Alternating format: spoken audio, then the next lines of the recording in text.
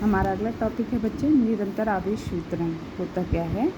हमने आवेश का क्वांटीकरण पढ़ा है ना। उसके अनुसार आवेश क्या है, किसी भी पदार्थ में आवेश जब उत्पन्न होगा यानी इलेक्ट्रॉन का स्थानांतरण कैसा होगा, पूर्ण गुणज के रूप में। तो 1 इलेक्ट्रॉन, 2 इलेक्ट्रॉन, 3 इलेक्ट्रॉन। लेकिन व्यवहार में जब कोई वस्तु आवेशित होती है तो आप गिन नहीं सकते कितने इलेक्ट्रॉन जा रहे हैं। वो इलेक्ट्रॉन जो आवेश उत्पन्न होता है तो इलेक्ट्रॉन के आवेश की तुलना में बहुत अधिक है। 1 इलेक्ट्रॉन के आवेश की तुलना में बहुत अधिक होता है, ठीक है। तो इसलिए व्यवहार में ऐसा माना जाता है तो हमको कि आवेश का ये जो वितरण हो रहा है वो निरंतर हो रहा है। 1, 2, 3 ऐसे रुक रुक के विविक्त नहीं हो रहा है, रुक के नहीं हो रहा है। आवेश का वितरण कैसा हो रहा है, निरंतर हो रहा है। जैसे हमारे स्कूल में विद्यार्थियों की संख्या बहुत अधिक है, तो जब प्रेयर के बाद जब आप अंदर जाओगे ना तो ऐसे लगेगा मान लो आप सब आवेश हो एक तरह से, तो आवेश का सतत वितरण हो रहा है, ऐसा लगता है, टूटता नहीं है बीच से लाइन, क्योंकि संख्या इतनी ज़्यादा है। तो सेम ऐसी यहाँ पे है। तो जो निरंतर आवेश वितरण है ना, वो भी उसको 3 प्रकार में बांटा गया है कि भाई आवेश का वितरण देखो, जैसे स्पेन में आवेश का वितरण हुआ तो उसका हम अलग नाम देंगे, क्योंकि ये उसकी एकांक लंबाई के अनुसार आवेश जो है वितरण होगा। जैसे हम इसको आवेश दे रहे हैं तो इसके लंबाई के अनुदिश आवेशों का वितरण होगा, ठीक। मान लो हम ये एक पृष्ठ है, इस पृष्ठ को आवेशित कर रहे हैं, तब उसका नाम पृष्ठ आवेश वितरण होगा, क्योंकि अब वो इसके एकांक लंबाई में ना जाके पूरे पृष्ठ में वितरण होगा, ठीक है। और आयतन के लिए जैसे ये त्रिविम वस्तु है ना, तो ऐसी वस्तुओं में जब आप आवेश का वितरण करोगे तो इसका जितना आयतन रहेगा उस हिसाब से वितरण होगा। तो तीसरा प्रकार होता है आयतन आवेश वितरण। रेखीय आवेश वितरण, बिल्कुल एक पतला सा तार ले लिए, उसमें आप आवेश का वितरण कर रहे हो तो आप बोलोगे रैखिक आवेश वितरण होगा, ठीक है। आप उसी पतले तार को ऐसे मिला मुले के कुंडली टाइप का बना लिए तो वो क्या हो जाएगा, आपका पृष्ठ जैसा बन जाएगा। उसी तार को मिला के आप ऐसा कटोरा वटोरा जैसे बना दिए तो उसमें आयतन आवेश वितरण होगा। तो चलिए सबसे फर्स्ट वाले को देखते हैं, रैखिक आवेश वितरण। पहला है रैखिक आवेश वितरण, मैं शॉर्ट फॉर्म में लिखूंगी बच्चे, है ना। रैखिक आवेश वितरण दर्शाते किससे हैं, लैम्डा से। अब ये होता क्या है, चालक की प्रति एकांक लंबाई ये वितरण है, और ये जो लैम्डा है वो रैखिक आवेश घनत्व है। पढ़ क्या रहे हैं, रैखिक आवेश वितरण, यानी यदि आवेश का वितरण किसी सीधी तार है ना, सीधी तार में होगा तो वो रैखिक आवेश वितरण है।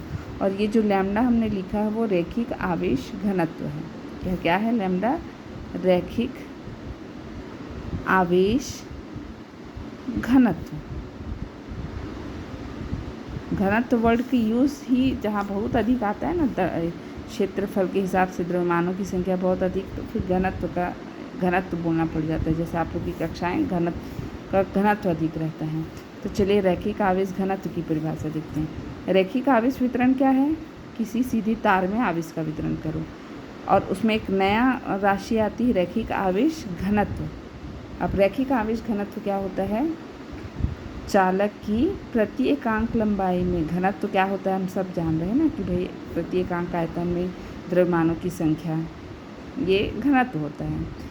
अब यहाँ पे रैखिक आवेश का घनत्व बोलना है तो आपको द्रव्यमान न होकर आवेश आ जाएगा वहाँ पे। तो प्रति एकांक लंबाई में उपस्थित आवेश की मात्रा, प्रति एकांक लंबाई यानी 1 मीटर की लंबाई में कितने आवेश उपस्थित हैं, है ना। तो उस आवेश की जो मात्रा रहेगी वही रैखिक आवेश घनत्व कहलाता है, ठीक।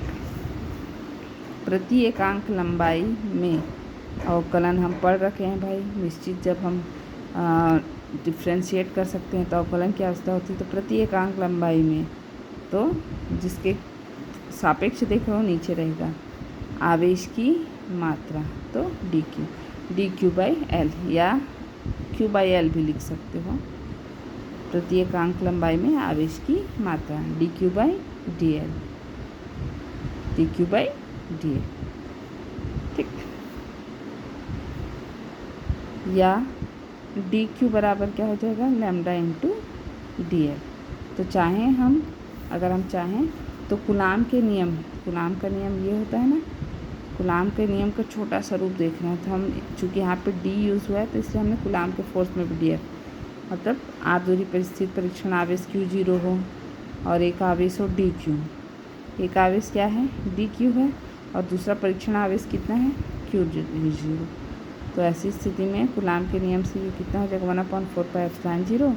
एक आवेश है DQ जिसके द्वारा लग रहा है, किस पे लग रहा है, तो परीक्षण आवेश है Q0 upon r² into r, इतनी दूरी पे है r। अब देखो DQ की जगह हम क्या लिख सकते हैं, लैम्डा इंटू DL। तो यही इक्वेशन हमारा कैसा हो जाएगा, 1/4πε0।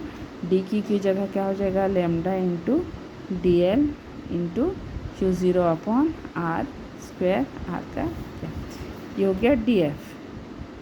तो F कितना हो जाएगा, तो आपको सबका क्या कर देना पड़ेगा, समाकलन। F निकालने के लिए अब हम क्या करेंगे, सभी का समाकलन। 1/4πε0 नियतांक है, समाकलन के साइन से ये बाहर रहेगा, है ना। Q0 बेचारा परीक्षण आवेश है, वह भी समाकलन से बाहर रहेगा। तो बचा क्या, lambda into DL upon r का स्क्वायर, लैम्डा DL r का स्क्वायर r